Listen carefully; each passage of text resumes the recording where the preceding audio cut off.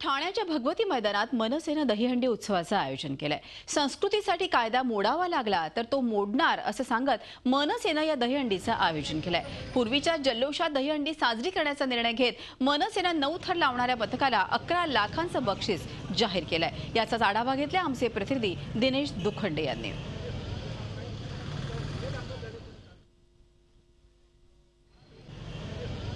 सर्वोच्च न्यायालयाच्या आदेशानंतर मुंबई आणि ठाण्यातल्या दहीहंडी उत्सवांवर पोलिसांची आता करडी नजर असणार आहे।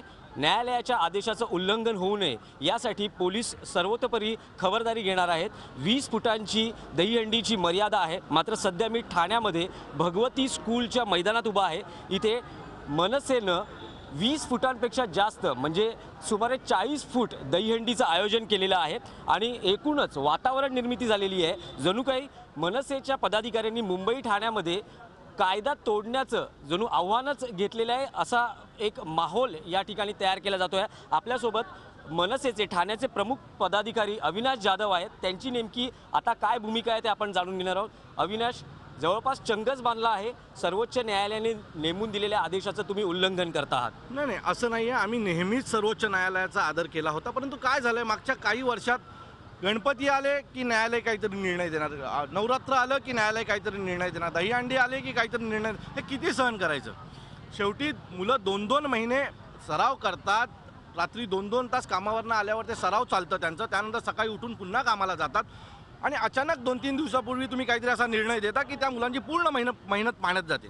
तर मला वाटतं हे चुकीचं आहे। मुलांच्या भावनांचा देखील कदर केला पाहिजे होता, आदर झाला पाहिजे, म्हणून आम्ही ही दहीहंडी इथे आज उभारलेली आहे। आम्ही इथे 9 थराचा मनोरा रचणारच, त्याला 11 लाखाचं बक्षीस आम्ही रोख देणार आहोत। पण यापूर्वी तुम्ही वातावरण निर्मिती केली होती, संपूर्ण ठाण्यामध्ये तुमचे होर्डिंग्स लागले होते, 9 थर 11 लाख तुम्ही दहीहंडीचं बक्षीस ठेवलेलं आहे। मात्र आज होर्डिंग्स दिसत नाही आहेत। पोलिसांनी तुम्हाला 149 कलमांतर्गत नोटीस बजावलेली आहे।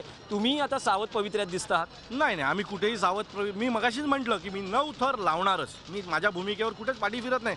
मला वाटतं फक्त आमचा एकच बॅनर काढला गेला ज्याच्यावर माननीय साहेबांनी म्हटलं होतं की तुम्ही तयारीला लागा, कोर्टाचं मी काहीतरी बघतो। त्याच्या व्यतिरिक्त आमचं कुठलंही बॅनर ठाण्यातनं काढलेलं गेलेलं नाही आहे आणि मला वाटतं मी 9 थर लावणार, 20 फुटाच्या वर जाणार असं कुठेही अजून म्हटलेलं नाही। माझे 9 थर लागणार। पण 40 फुटांपेक्षाही जास्त ही हंडी आपल्याला दिसते आहे, त्यामुळे साहजिकच न्यायालयाच्या आदेशाचं उल्लंघन होत असेल। मग तुम्ही कारवाईला सामोरं जायला तयार आहात? हो, ज्या श्रीकृष्णाचा आज उत्सव मी इथे साजरा करतोय त्यांचा जन्मच जेलमध्ये झाला होता, त्यामुळे जेल बिल आमच्यासाठी नवीन नाही आहे। आम्ही मराठी भाषेसाठी अनेक वेळा गेलो, आज मराठी संस्कृतीसाठी जेलमध्ये जाणार आहोत। तुमच्या पक्षाचे अध्यक्ष राज ठाकरे यांनी जाहीर केलेलं आहे की उत्सव हा उत्सवाप्रमाणेच साजरा होणार, पण गोविंदा पथकं तुम्हाला तसं काही प्रतिसाद देताना दिसत आहेत का? 203 गोविंदा मंडळाने आज सकाळपर्यंत माझ्याकडे रजिस्ट्रेशन केलेलं आहे।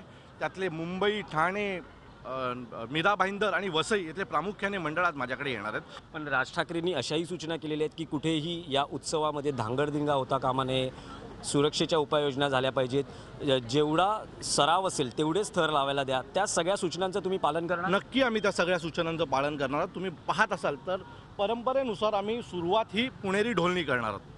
आदिवासी लोक तिथे आलेले आहेत, ते तारपा डान्स करणार आहेत। कोकणातनं आम्ही बाळ्या डान्स बोलवलेला आहे। महिलांचं लेझिम पथक इथे येणार आहे। अशाच प्रकारचे कार्यक्रम आमच्याकडे कोणी सेलिब्रिटी येणार नाही। भाऊ कदम सोडल्यास तेही शुभेच्छा द्यायला इथे स्थानिक आहेत, ते शुभेच्छा द्यायला येणार। त्याच्या व्यतिरिक्त एकही व्यक्ती आज आमच्याकडे येणार नाही।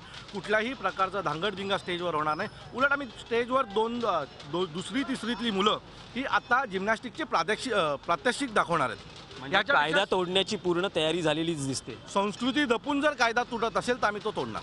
आपण बघू शकाल की मनसे पदाधिकारी आक्रमक आहेत। संस्कृती जपून आम्ही कायद्याला आव्हान देणार अशी भूमिका ठाण्याच्या पदाधिकाऱ्यांनी घेतलेली आहे। व्हिडिओ जर्नलिस्ट प्रकाश चव्हाणसह दिनेश दुखंडे, झी मीडिया, मुंबई। तर हीच ठाण्याची दृश्य आपण बघतो आहोत आता लाईव्ह। कशा तऱ्हेनं ढोल ताशांचे पथक आणि विद्यार्थी तसेच तरुणाई मोठ्या आनंदात आणि उत्साहामध्ये दहीहंडीच्या या उत्सवात सहभागी होत आहेत। दहीहंडी म्हटलं की ढोल ताशा हा आलाच आणि त्याप्रमाणे परंपराही इथे देखील जपल्या जाते आहे।